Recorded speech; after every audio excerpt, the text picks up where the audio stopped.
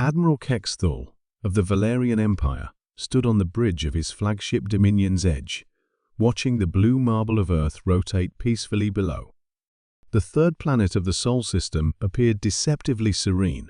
No orbital defense platforms, no fleet formations, just a handful of primitive satellites that wouldn't last seconds against Imperial plasma cannons. "Pathetic," he muttered to his tactical officer. Intelligence reports suggested these humans possess some form of advanced technology. All I see is a backwater world ripe for conquest. 3 months earlier, Earth had transmitted a message to every inhabited system within 50 light-years. The communication had been simple, almost quaint in its directness. The people of Earth formally request that all foreign military vessels maintain a minimum distance of 1 astronomical unit from our solar system. We wish to remain neutral in galactic conflicts and pose no threat to any civilization. This is our only warning. The Valerian Empire had laughed. A species that had barely achieved faster than light travel was attempting to dictate terms to an empire that spanned 3 galaxy arms. Admiral Kexthal had been ordered to make an example of human arrogance. "Communications, hail the planet," he commanded. "Let them know that the Valerian Empire has arrived to claim their world." The response came not from Earth's surface, but from a small space station orbiting Luna. The voice belonged to Dr. Elena Vasquez, director of Earth's Xenological Defense Initiative. "Admiral Kexthal, I presume?" "I am Dr. Vasquez. You were warned to maintain distance from our system. I strongly advise you to withdraw immediately." Kexthal's mandibles clicked in amusement. "Doctor, you are addressing the commander of the largest military force in this sector.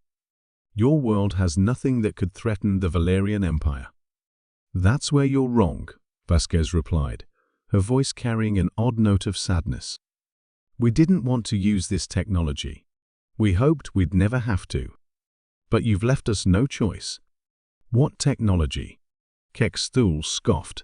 "Your fusion reactors, your chemical rockets, your primitive railguns, our understanding of consciousness itself." Before Kexthal could respond, every screen on his bridge flickered. The ship's AI began speaking in a voice that wasn't quite right, too human, too emotional for Valerian technology. "Hello, Admiral. My name was Lieutenant Commander Sarah Walsh of the Earth Defense Corps. I died defending Mars Colony from Exirian raiders 2 years ago. Dr. Vasquez brought me back." Kexthal felt his blood run cold. The Valerians had encountered many technologies in their conquest of the galaxy, but consciousness transfer was considered theoretically impossible. The quantum complexities alone should have made it unfeasible. "Impossible," he breathed. 23 years ago, humanity discovered something your empire overlooked," Vasquez continued from Luna Station. "Consciousness isn't just biochemical processes, it's a quantum field phenomenon. Every sentient being creates a unique pattern in the quantum foam that survives physical death. We learn to read those patterns, to reconstruct them, to give them new purpose."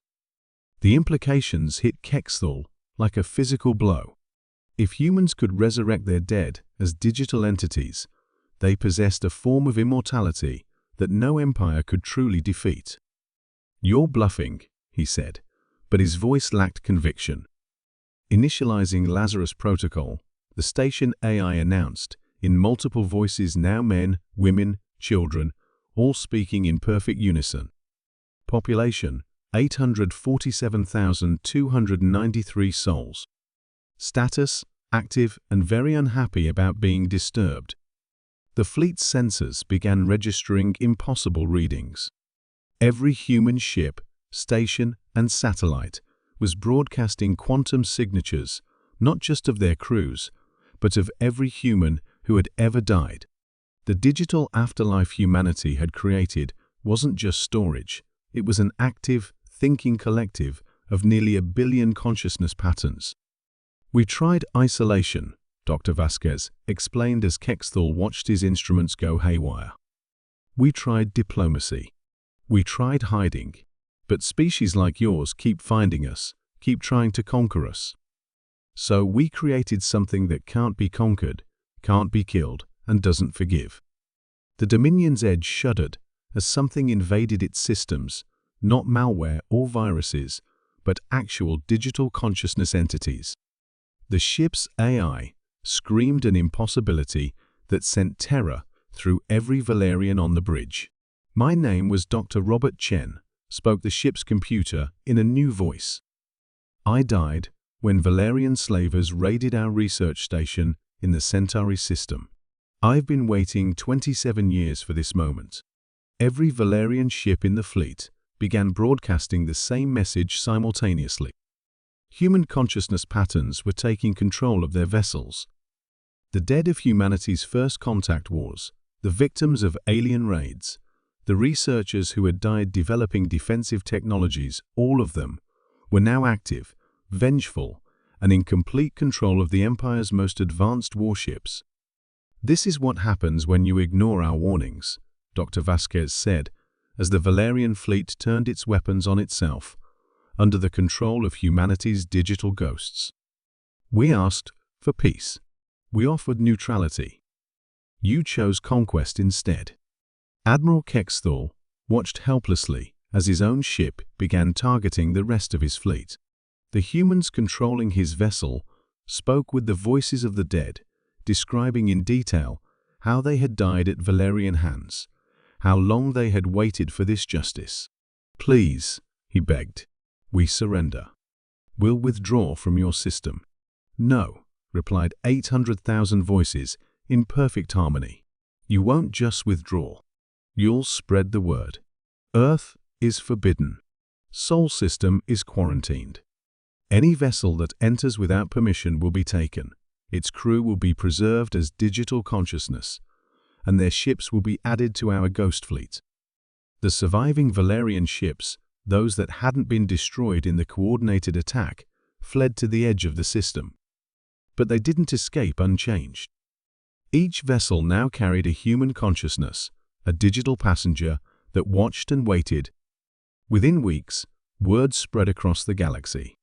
The Valerian Empire's greatest fleet had been defeated not by superior weapons or overwhelming numbers, but by the very concept of death itself. Humanity had conquered mortality and turned their fallen into an eternal army. Trade routes were rerouted around Sol system. No military force dared approach Earth's solar boundaries. The humans had achieved something no species in galactic history had managed: complete isolation through reputation alone. Dr. Vasquez stood on Lunar Station, watching the last Valerian ship disappear into hyperspace.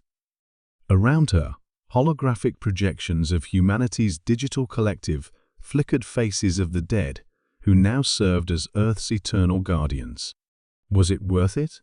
asked the projection of Lieutenant Commander Walsh. "We're immortal now, but at what cost?"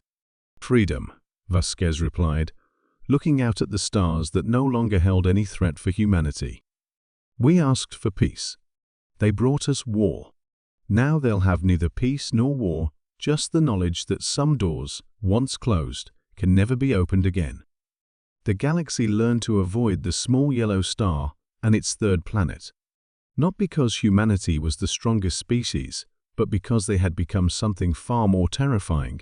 They had become truly unkillable. The living and the dead stood guard together, ensuring that Earth would remain forever forbidden to those who refused to respect its simple warning. In the vast expanse of space, Sol system became known by a single phrase that struck fear into every would-be conqueror: "Here be ghosts."